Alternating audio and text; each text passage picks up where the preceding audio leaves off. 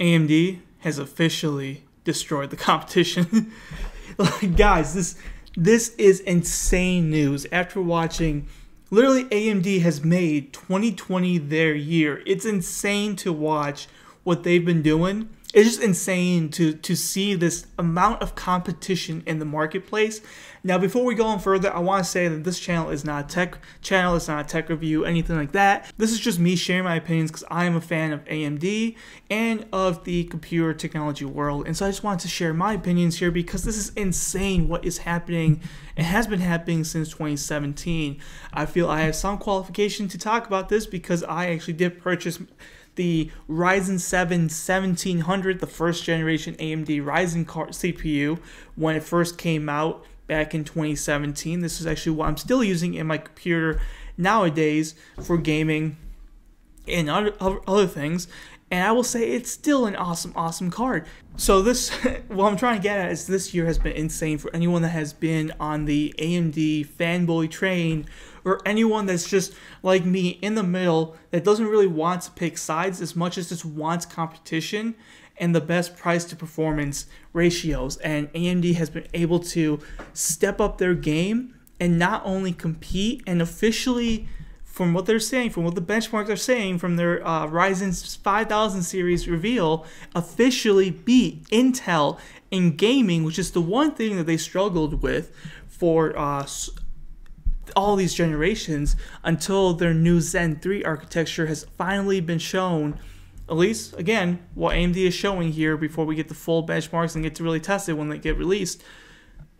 AMD is finally able to beat Intel in most video games, or at least compete with their top Intel CPU counterparts, which is insane because this is something that the Ryzen series has lacked the ability to do for a while now, but it has finally beat it. AMD has been amazing at doing editing and multi-task performances because of their multi-core CPUs, but gaming was the one area that they struggled with, but not anymore. It looks like AMD on the CPU side, on the Ryzen 5000 series, is going to be outperforming and destroying Intel. Now, this is important to talk about because even though we'll be talking about their new Radeon 6000 cards that just came out, the 5000 series is important because of one little feature that they're including with their new Radeon 6000 cards.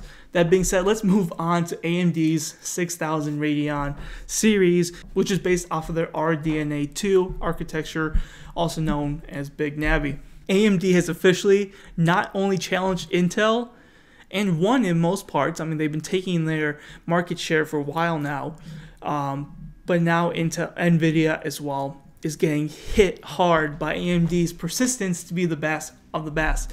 So with their new Radeon 6000 series, we have actually seen that they released, right now, they're releasing the 6800, 6800 XT, and the 6900 XT. Going to our 6800, they compared it to the 2080 Ti in terms of gaming benchmarks, which is the same as comparing it to the 3070, which is around $500 right now, or actually will be coming out at $500. The 6800 is actually more expensive. It's at $579, so it's about $80 more than the actual Nvidia 3070, but it also shows that this card, it completely, in most part, completely destroys the 2080 Ti. But what we're seeing here is that the 6800 will actually be better than the 3070 in video game performance, which is insane to even think about.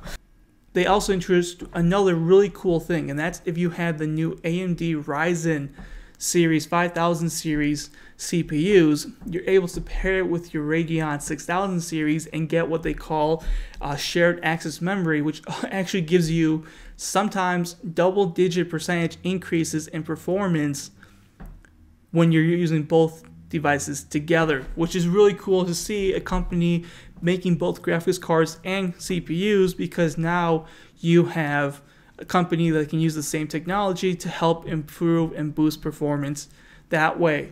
Now let's compare a little bit about what all these means. All these graphics cards will come with 16 gigabytes of GDDR6 memory. That's right, so they're all gonna have the same memory across the board, same memory sizes, which is insane because you don't get You don't get anything near 16 gigabits until you get to the 3090, which has 24 gigs.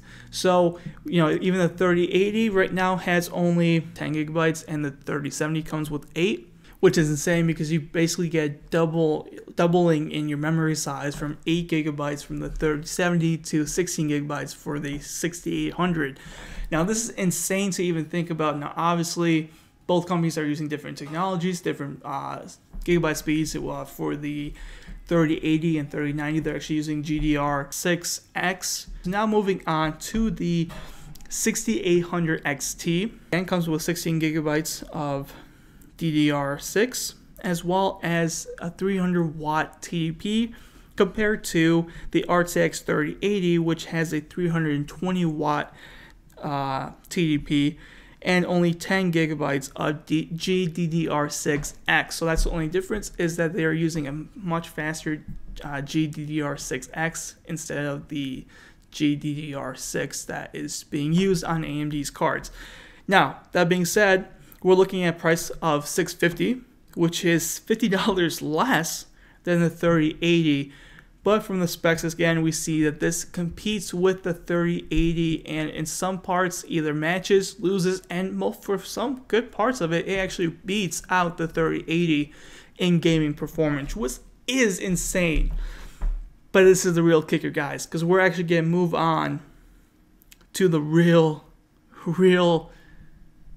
destruction of Nvidia right here. So this is something we thought when Nvidia released their 3000 series RTX. I will say I was one of them. I was like, there's no way AMD can compete. Big Navi is not going to be able to compete with the 3000 series. The 3080, 3090, even the 3070 competing with the 2080 Ti. A card that cost over $1,000 a year ago. The 3080, which is an absolute beast, and the 3090, which is 8K capable, and just an insane monster for $1,500, has officially, from what we're seeing, got a competitor. And that is a 6900 XT. So let's take a look at this guy right here. So again, it's going to be around 2 gigahertz here of memory speed. 300 watts, so it's going to be the same watts as the 6800 XT.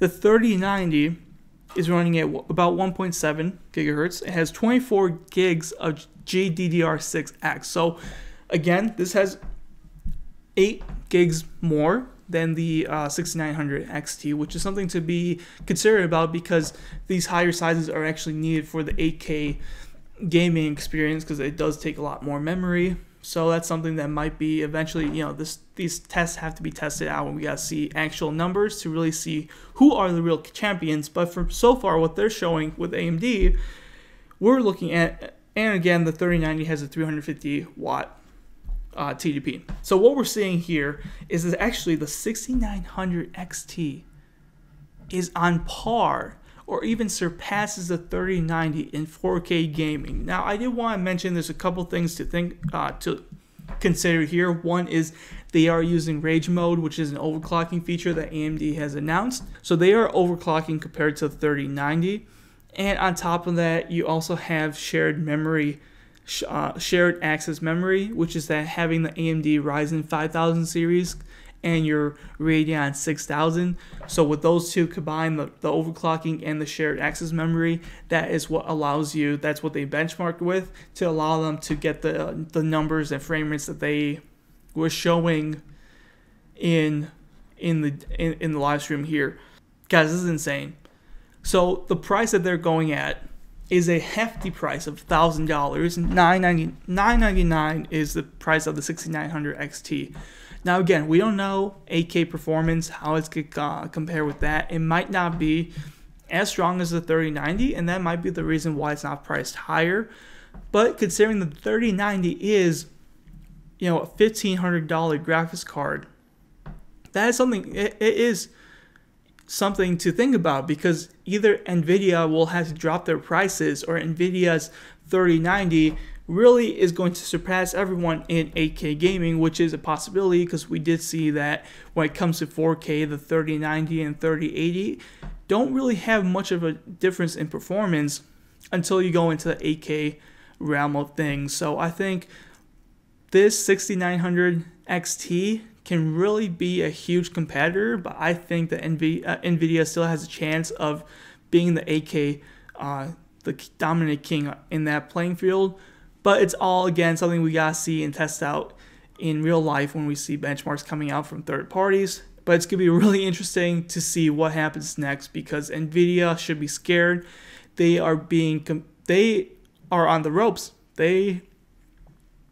If they stop innovating, if they don't take AMD seriously, they're gonna become Intel, and they're gonna start losing a lot of market share. And with the pandemic, everything going on, the stocks being so low for the Nvidia graphics cards, everything's sold out. AMD is definitely going to sell out. This is something that if you guys are looking into getting a Radeon 6000 series, you got to make sure you are ordering that graphics card in the first couple of minutes that it comes out, because it will sell out faster than you really think. I know this because at the end of the day, I'm guarantee you there's a huge shortage. Maybe they have more, but at the end of the day, it's going to be a huge shortage, because people that are waiting for the Nvidia graphics cards see this announcement, see that they can get basically the same or even better performance for a cheaper or about the same price.